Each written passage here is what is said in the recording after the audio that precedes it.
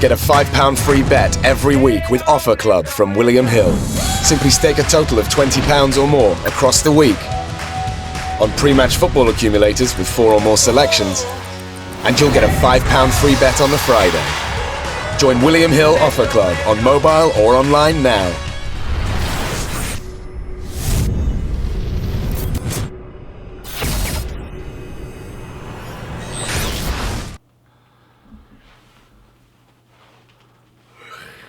That just recorded.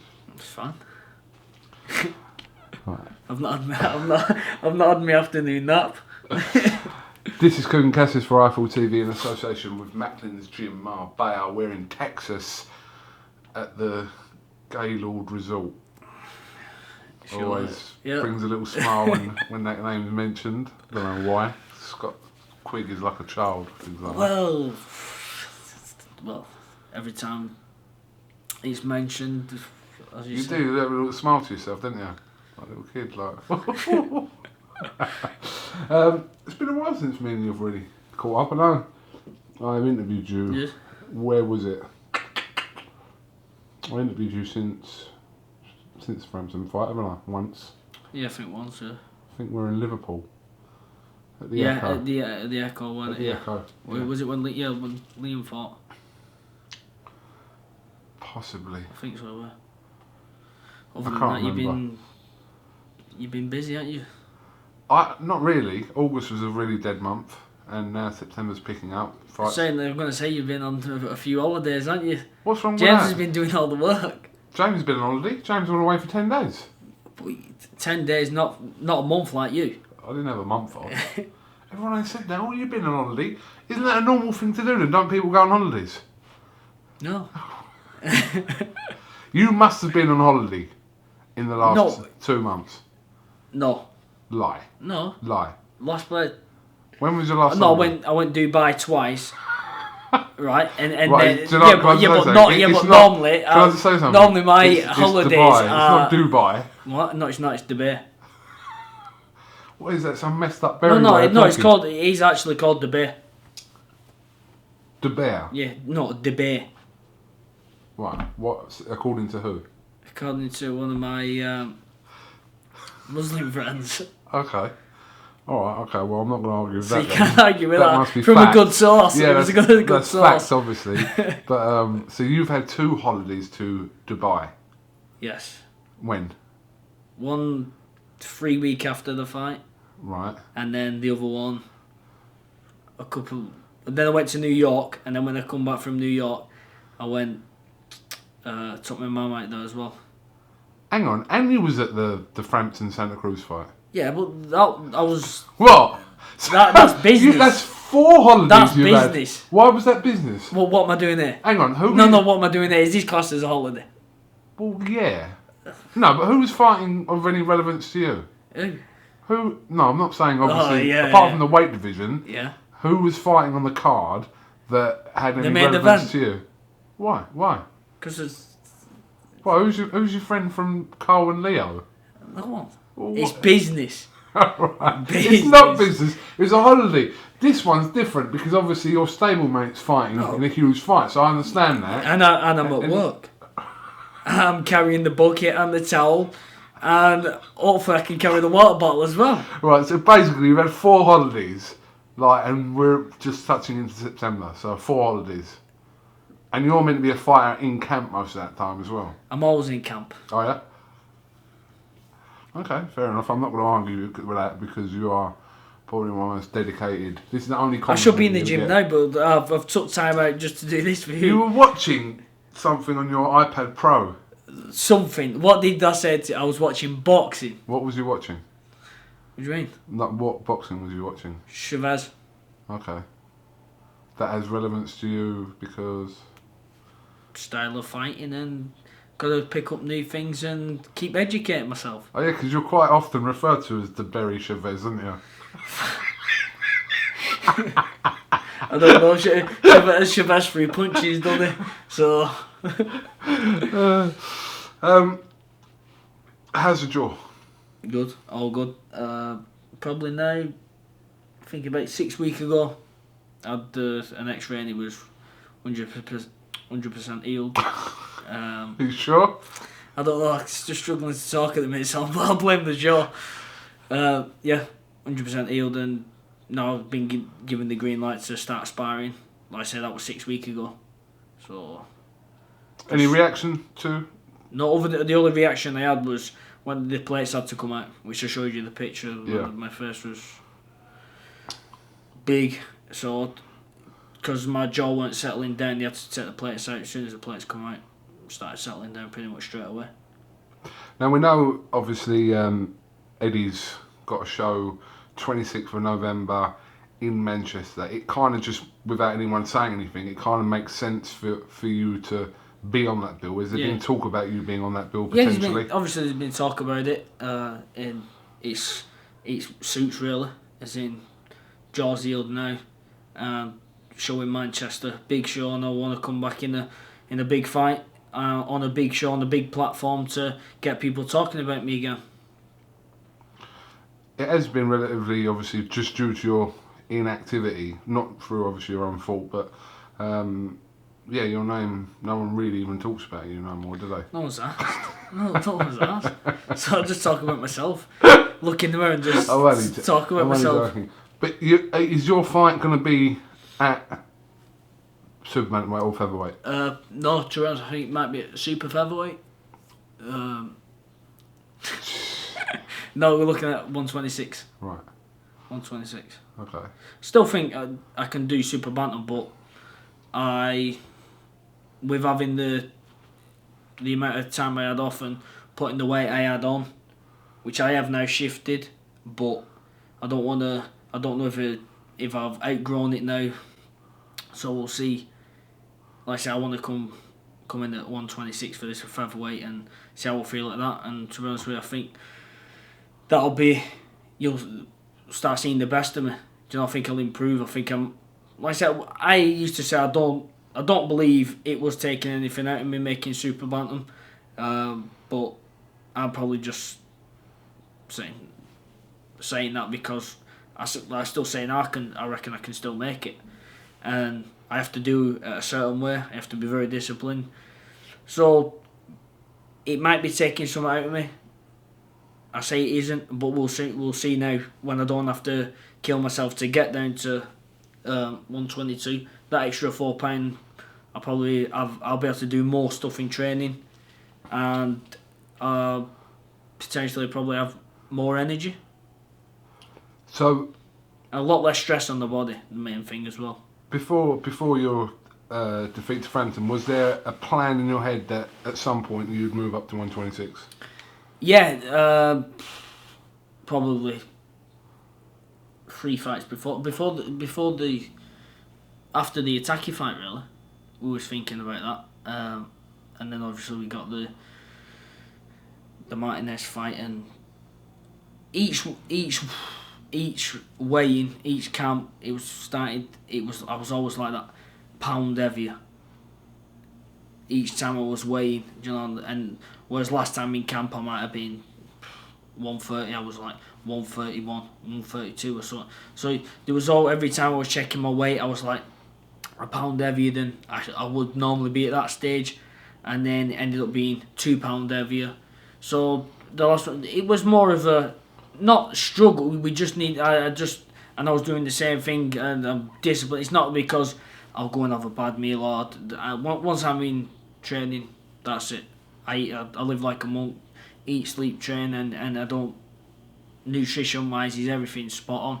So it was just down to me getting bigger. So you have to take that bit more weight off than usual, but I'm growing as well. It's like 28, and since 15 I've been making the same weight. So we'll see how I feel when I fight 126. Do you have nightmares about that night in Manchester? No. Do you think about it? You think about it, yeah. You know, it was biggest fight in my career. Didn't go the way I wanted. But these things that I take from that, what I mean is the build up, the atmosphere, coming out in front of 20,000 people, main event, pay-per-view show. It was, to be involved in that, and that just gives me drive to even to go and get that again. But I can't say that obviously the result and the way the fight went. I was never in any trouble other than when my jaw first went. I thought, that's weird. I never experienced that feeling. It weren't painful, but it was just weird. But other than that, I was never felt in any trouble. Early on, we got the tactics wrong. Simple as that. As soon as I started putting the pressure on. So do I regret anything? Obviously, I wish I would have started faster, but you learn from it. I'm not going to sit here and keep banging on about it. It's been and gone, and I'll learn from it. And do I have nightmares? No, because I never cut corners in the gym. I did everything I could have done to prepare, as in, like, obviously we was working on things in the gym which if we would have worked on a different game plan and gone forward from the start, it could have been different. So you learn from that, but I don't regret everything that happened. We learn from, and even though I've not fought, I've watched it back many times and gone through it, and I've improved as a fighter because I know where I went wrong. And when you think about it, you visualise what I need to do. Like I said, I've just been watching Chavez. I'm always thinking how I'm going to improve, and that's simple as that. And that's how I'm going to move forward. The build up to that fight was probably one of the best build ups to a domestic showdown that we've seen in recent years. There were many sort of elements, not just you and Carl, but Shane and Joe and Eddie and Barry. It was just all different little sort of plots. Eddie, Pardon? Eddie, Eddie and Barry. Oh, do you know him as Barry? Okay. Why? No. It's just, carry on. Okay.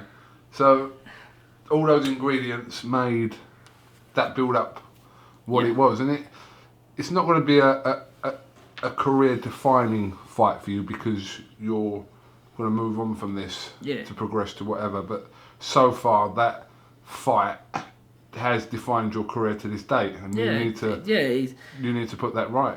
100%. It was that fight had been building for a long time. That's the fight people remember at this moment. About my career. So I've got to go on. I've got a lot of work to do. Get back to, first of all, get back in the ring, get back where I want to be, and beat whoever I have to beat to, potentially get that rematch, and that'll always be a goal of mine, to get that rematch and put the wrong right. He's the only person to beat me, and if I didn't want a rematch or I didn't want to fight him again, that'd make me a shithouse. And what I mean is I want to go out there and I 100% believe I can beat him. I left the arena that night knowing that I can beat him, but that's the reason why I want that rematch. We'll see if I can then. I believe if I used different tactics, I would have, I'd be able to beat him. But it's not like I'm desperate for it or anything like that. The guys beat me. Credit to him, he beat me, and then he went on to beat Santa Cruz, and I thought he beat Santa Cruz on the night when I was there, having the holiday apparently to you. When I was there, I thought he'd won it very comfortable. I thought he'd won it by 3 rounds. And I didn't think he was ever in any danger at any point in the fight. But when I got back, I watched it on telly, and I scored it a draw. So, but I still stand by when I was there. I thought he was comfortable. Good win, good performance. Were you happy for him? Yeah. See, this is the the point where for some reason it's a lot of British people's mentality that they won't just because he beat me. Don't mean I want him to go on and because one of the people at Sky printed a thing and put an headline and they stopped it from I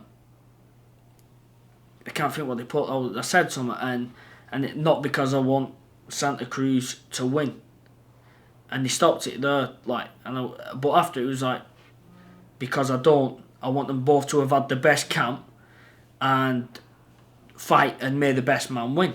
Do you know? And anybody who achieves anything in life, it don't matter whether I dislike them or I don't. You know, whether I like them or I don't like them.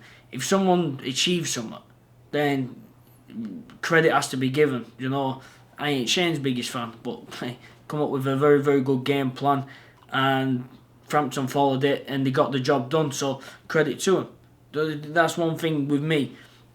If I don't like you, or if you know you're not my favourite person, it don't matter. If you go on to achieve something in life, whether it's in boxing, whether it's in a normal job, whatever, you know, it's all credit. I would never discredit anybody's achievement, because to be successful takes a lot of hard work. It is quite. Is it Joe? No. Since obviously the fight with Frampton, what he went on to do to obviously move up to featherweight and beat what is regarded as, you know, one of the best fighters at super bantamweight or featherweight in Leo Santa Cruz. And to go over there to do it, become a 2-weight world champion, like you said, it's an incredible feat. And I think some people kind of get this impression that, you know, you're watching that fight hoping that Cole's going to lose. But that's what I think that some people's mentality is. That's what they think. But that's because that's what their mentality. That's what their mentality is. Yeah, that's what their mentality. Even before that fight, you know, Frampton still going to. I was a TV Sky Hack job and all that. I don't say what they want. That still doesn't mean I'm going to sit there thinking, hoping he gets beat. Yeah, whoever won that fight, you know, I would have been happy for. What I mean is, I would have give credit to. You know, whether he would have lost, if he would have lost, I'd look Santa Cruz was the better fighter. Didn't Frampton won, so credit where it's due. Do you know, I'm not sitting there thinking, hoping again. The best of it, he wins, he won. Now, all I think is the rematch with me and him is going to be bigger. Do you know what I mean? If he would have got beat, would it have been easier for a rematch to have been made? Possibly, but wouldn't be any big. Do you feel like you need to have a world title to get that rematch at featherweight? Probably need a fight or so. Do you know whether if there was a big win. Yeah, a big. What I mean is that fight can happen. Yeah, but it's. Not that I need a big win, because the fight can happen, yeah, and will happen, but I do want a big win.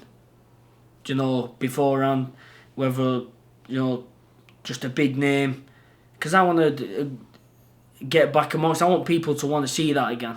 Do you know, at the minute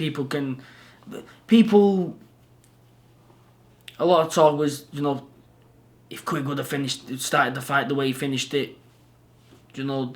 So these all people know that the outcome will be different, yeah, or could be different. Do you know what I mean?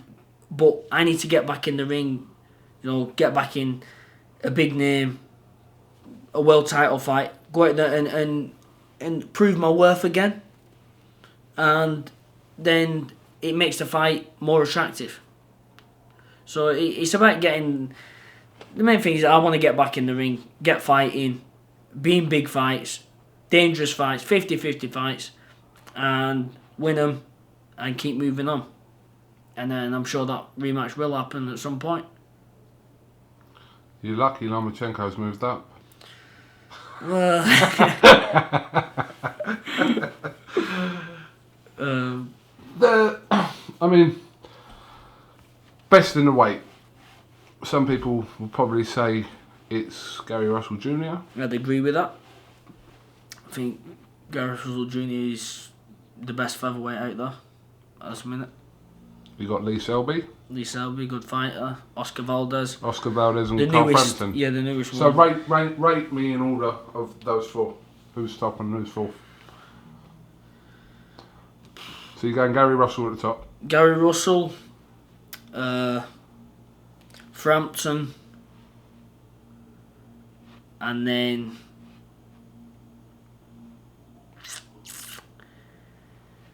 I'd go Selby, then Valdez. But I know Selby and Valdez have sparred, and I'm only going with Selby only on experience as a world champion, because I think when Valdez gets more experience as a world champion, he's the youngest of the lot, and he could potentially be, a big star. I still think he's raw at times, but I think what I hear is him and Selby had some very, very good spars. Probably one of the strongest divisions at world level there is, without a doubt. No, and there's definitely other fighters in there, I'm going to say these like Nicholas Waters. Yeah, I think he's too big for featherweight now, but I think, you've got the WBA regular champion, that Jesus Chilia, whatever he's called. He's now training with Roach. You've got Abnamara still knocking about. So there is, it's a packed division where there's some very, very good fights out there, and ones I want to be involved in the mix. Do you know we spoke for 21 minutes and we've not even mentioned Liam Smith? Well, this was all about you today, to be honest. I've not been having much attention really ever, so... This is what happens when you lose fights. Like, literally, apart from me and this two bob camera, no one cares about you. It's like, not you. That's the game we're in. No, that's the game we're in. I know. And that's one thing I don't... You can't... Listen, you can be very... It can be... Who was it that said to me the other day? Who was I talking to? And I was asking them when they lost. David Brophy. I was talking to David Brophy. Yeah. Who was previously undefeated before he fought George Groves. And he just said that when he lost to George Groves, he said the shower was lonely. I don't know who David usually has in the shower, but I know what he was getting at. And he said the dressing room was lonely, and he felt like, bang on his own. Yeah. And I think, obviously you've got your friends and your family, but the boxing world is very cutthroat and cruel in the fact of, if you're not at the top, no, I've always said it's like you're on the conveyor belt. You're coming through as a prospect, and you're on that prospect path. So you see they see your potential, what they can try and build you into, and then once you know what you are, then you put in the shot window. So once you're in that shot window, that's where you want to be. But then as soon as you're no good to a promoter or a manager or certain, I'm not saying every promoter or every manager's the same, but or every person, you're on the conveyor belt, and then as soon as you're not in that shop window or you're no good, no one wants to buy you anymore, then you're put on the sale rack, and then it's up to you how long you want to hang around the sale rack, right? And that's the top and bottom of it. Do you know? And I've been around boxing a long time now, and from an early part in my career, I seen all that, as in, you know, what happened to fighters who I used to be in the gym with, all the politics that was going on back then. So I learnt all that. So I've only ever, the people who was around me from the start, of the people that, I don't need anyone. As in, you know, I don't need any angerers on. I don't need, you know, I've always kept a very small circle. I'm antisocial, aren't I? You know, all I do is train, eat, sleep, train. So I don't really socialise much anyway. But it's still the point where, if you're no if you end at the top of the tree, or if you lose a fight, or you're not back in the picture, yeah, the phone stops ringing. You don't get invited to certain places. You don't get the same things. In a way, that hasn't necessarily stopped with me.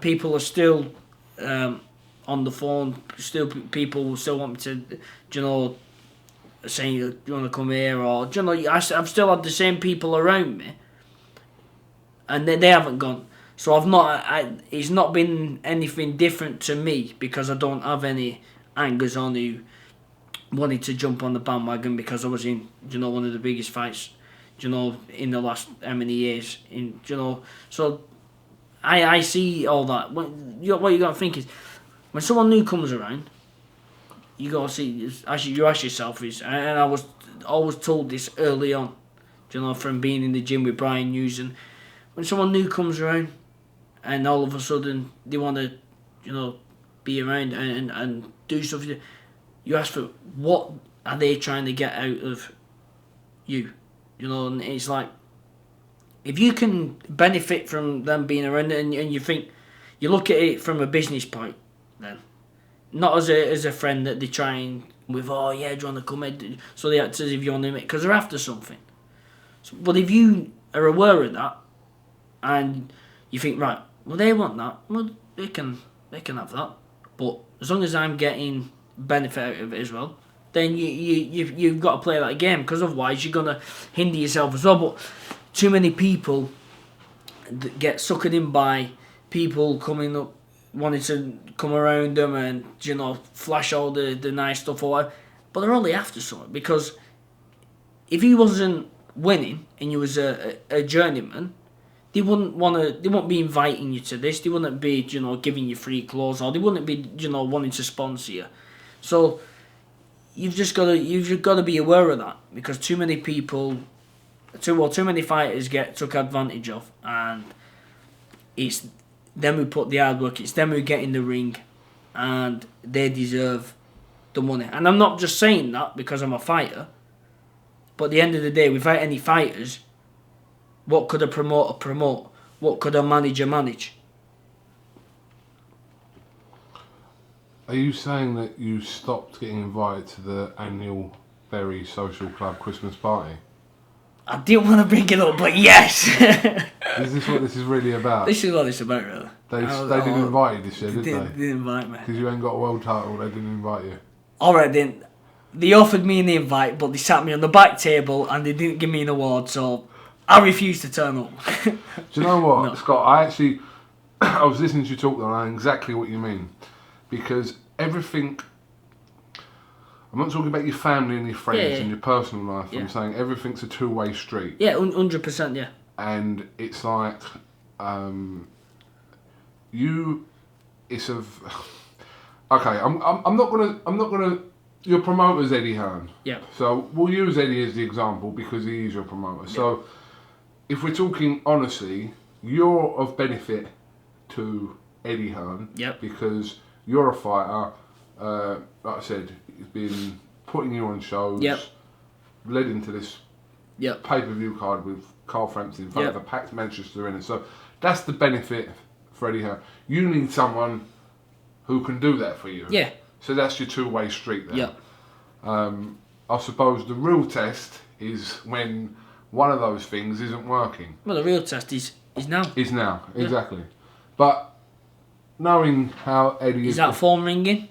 Is that phone ringing? Is that phone ringing? No, it's not ringing. Okay then. Well, what are you saying then? I'm asking you a question. Is that phone ringing? Yeah, but to be fair, you have been out of action due to your jaw for quite some time, and you are due back a return. I'm only saying what it looks like from the outside. It looks like you're due the best of it return. is you was slating him last night. Who? Eddie. Who was slating him? You. I never saw you last night. So we went at the Italian. Now we know you're lying.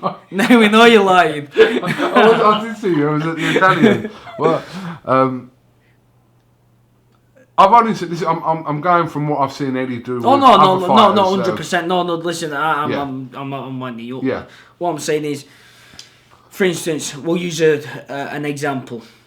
You know, and this is the example I brought when you were slating him last night. I said, what did I say about him? You were saying he don't give a shit about me anymore.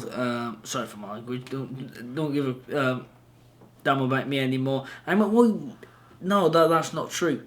So Ricky Burns, you know, he come as a world champion. He lost to Broner, then he lost to. He didn't fought Broner. Crawford. Luckily for you, that was the card was running out, but I've got it back to full finish. So you were saying I was slagging Eddie Hearn off. Yeah, he was slagging Edward off. What was not slagging. He was making. Really, he was trying to get me worried. How? Because as if Eddie don't care anymore. And I said, nah, Eddie's not like that. And I hope he proves me right. But my example I give you is Ricky Burns, he got beat off Crawford. You're such a prick. What? I'll tell you why, because got- I gave you that example. No. Eddie's... I gave you that example last night. No. You lying No. fuck. No. Crawford, he had a few bad performances, then he lost to Figueroa. Eddie's brought him back, world title fight.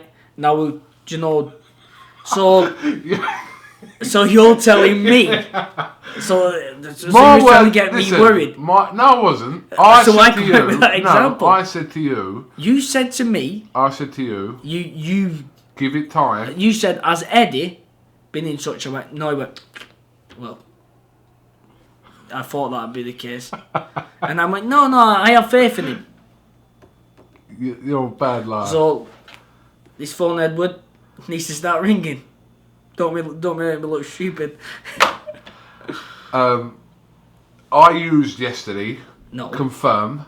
I said. You then turned around and said, no, Who brought I up got the? it wrong. Hang on. I agree. Hang on. You Who then brought agreed up, and who took brought what up you the said Ricky back. Burns, like the comparison with Me, Ricky because Burns? I was going on, because you were saying that, and I said, the show when Ricky Burns defends against Killer Relic, whatever it's called, is the 8th of October. That's how we got onto it.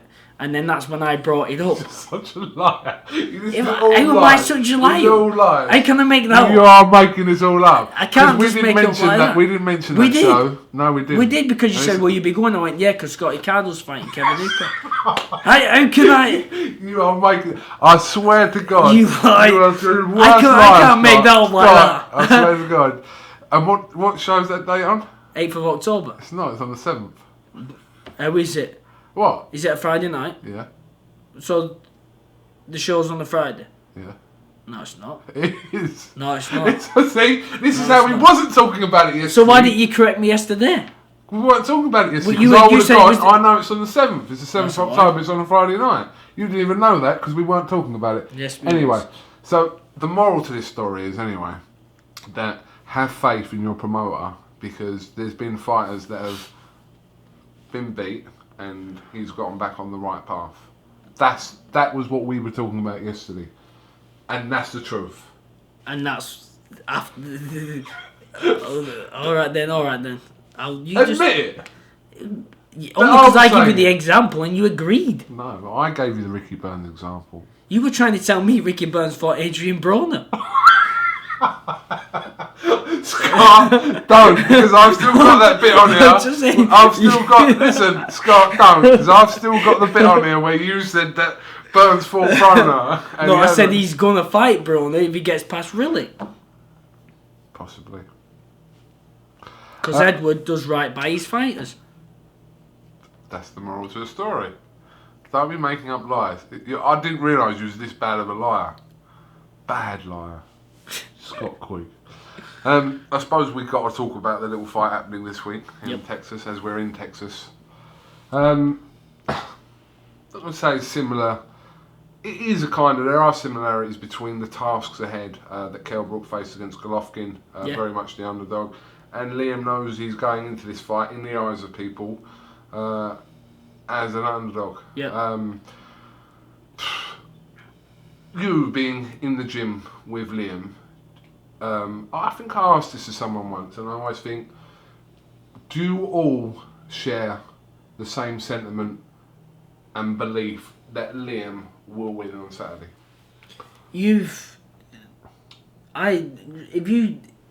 What people like are writing Liam off, and they have a right to, because they don't know what Liam can do. He's never fought at this level. It's a massive jump, you know, from your Jimmy Kellys, and then, you know, now Saul Alvarez, yeah. So the biggest name in boxing. So he's not. Sometimes, you know, you go up and it's you step up. So it's a massive jump. So a lot of the people who've never heard of Liam, you know, the Americans, you know, the Mexicans, they are all writing him off because they don't know what he can do. They've not seen anything of him. So only bits what they've probably seen on YouTube, or his fight against Thompson when he won the world title. Sorry. So unless you are in the gym with Liam, unless you've, you know, trained with him from, you know, for the last 5 years, going to America, seeing him spar all, you know, top class fighters, you know, being in the ring with him, and not only, you know, sometimes you can spar and you're having good spars, and sometimes you think, tomorrow, if he goes through the gears, he'd be in trouble.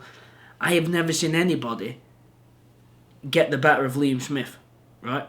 And but what means he's been in the ring with fighters and he's looked so comfortable, and it's people what you think, nah, you wouldn't put in. So if you said, Liam Smith against, for instance, a Shane Mosley, people like 3 years ago would have gone, nah. In the gym 3 years ago in the wildcard with fighters who had beat Shane Mosley at around that time and handled them so comfortable. And you've got, because I know what he can do, and he's the most naturally talented out of all the Smiths.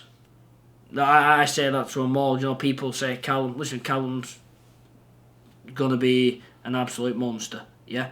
But Liam, whatever he does, he's the natural. His natural talent is more than them all. So I believe he belongs at this level. You know, this is a tough fight. If you said to me, you put your money on, yeah, you had to put your money on all your money, but you had to gamble on one of them. As much as I believe in Liam, you know, he's the underdog. So if he was going to try and separate, I'd say Canelo, yeah. But I'm not one of them who, just because he's my gym mate, I'm going to talk and be biased. What I'm saying, but I'm saying I don't. It's going to be very hard for him to win the points decision over here. But can he stop Canelo? People don't realise how strong. And honestly, I've seen Liam inspiring, and I mean, crease fighters, yeah. And these are, you know, fighters that are who are being talked about potentially fighting Golovkin and people like that, and he's creased them. And I believe he can do it, but it's going to be a massive. It's a massive ask. It's a massive task, but he's definitely gonna. Either way, he's gonna come out of this fight absolutely building with confidence and praise. Did you believe Brook could do it? No. Didn't. I thought. I think when people, Liam's got how well Brook did against Golovkin has given me even more confidence Liam can pull this off. It's the thing is with the Brook and Golovkin, that could have ended, that nearly ended in the first round. What I mean is when Kel got caught in the first round. If he would have got caught with another left up when he was wobbled, that could have been it. But obviously he didn't, and Kel regrouped and come back, and I was up and down like a yo-yo off the couch, shouting, and hoping he could just catch him with that. Golovkin was very reckless, and to be honest with you, he says he weren't hurt by Kel's power, and you think, nah, he was definitely buzzed, or he felt them, but then you think if he did, he would have tightened up. He was just too. He was at the end of the day, he was just too big. I'd like to see BROOK at light middle. I think he'd be a real force, and I think that'd be his best weight. I don't think he should drop down to 147. I think being able to enjoy camp more, not having to kill himself to make 147. Training happy, not miserable because he's starving himself while he's training. I think 154 will be his best weight. I tend to agree with you. Probably because I speak sense. Well, a bit of sense. A little bit of sense. I think this is run for a very long time. I'm just trying to think of how many people are actually going to watch 40 minutes of Scott Quigg. You'll be surprised. Should we have a bet? Let's have a little bet. Alright. £100. £100? Well, up it if you want. Tanner? 50 quid. 50 quid? Go on. Double that, and then we'll call it 100. 50 quid? 50 quid. I don't know your views, so what's an average amount of views? What does Eddie normally get? Nah. You can't. Listen, I'll compare myself to him. You can't go on Hearn numbers, because Hearn's like YouTube God. No, he's not. Not for all like the right reasons. Right. So does this interview?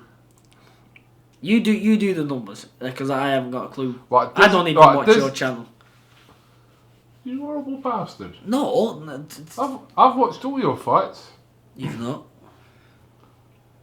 Not when you were fighting in like the Berry Leisure Centre. What about my pro debut, Gary Shield? 6 points, one on points over 6 twos. I weren't there. I have to admit. Come a long way from then. Alright, okay. Does this video do 20,000 views? What not? To give me your average views. That's what I mean. There's no average. It depends what they're talking about. And how many did Joe get? You put a one out for the Joe. Yeah, but that was today, so that traffic's still going. Yeah, no, I know that. So what I'm saying is, so by Saturday, by Saturday. By Saturday, because no one will be want to watch it anyway then, because they'll be watching your weighing videos and that. You give a number, and I'll give a number. And then the closest one to it wins the 50 quid. We agreed? God, so you give me a number. What do you think? This is a very long interview. I'm going to be...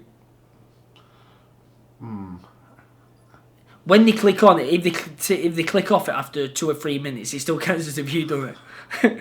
No, you got to watch it for a certain length of time for it to register as a view. Does it? Yeah. How long? Quite a bit of it. Yeah. Yeah. What about if they skip it? I don't think anyone's going to skip this because I'm quite an interesting person. You're quite the charismatic berry chip seller, aren't you? Go on. Just give me a number. I mean, I'd be very disappointed if minimum number 15,000. You're going 15. Yeah, I'd be very disappointed. Right, so I'm gonna go. I think it'll. It's a hard one, you know. I'll go 20. Yeah. So let's see. I'll go 20. Is there any way I can pay for views? No. Do you you used to pay for followers? That's done. My Twitter is very legit? Very legitimate, and I know the boxers that have bought followers. I need to check some actually. We'll soon find if you're legit.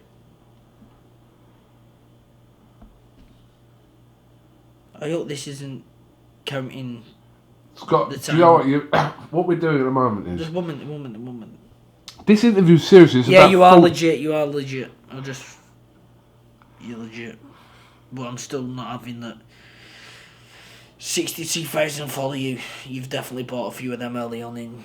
You definitely bought a few of them before you got the blue tick. Listen, I'm more relevant than you right now, okay? Remember, You're not, because you've come and knocked on my door to do an interview with me. Yeah, you need me. Right, I do need you, but right now, in this room here, I'm more relevant.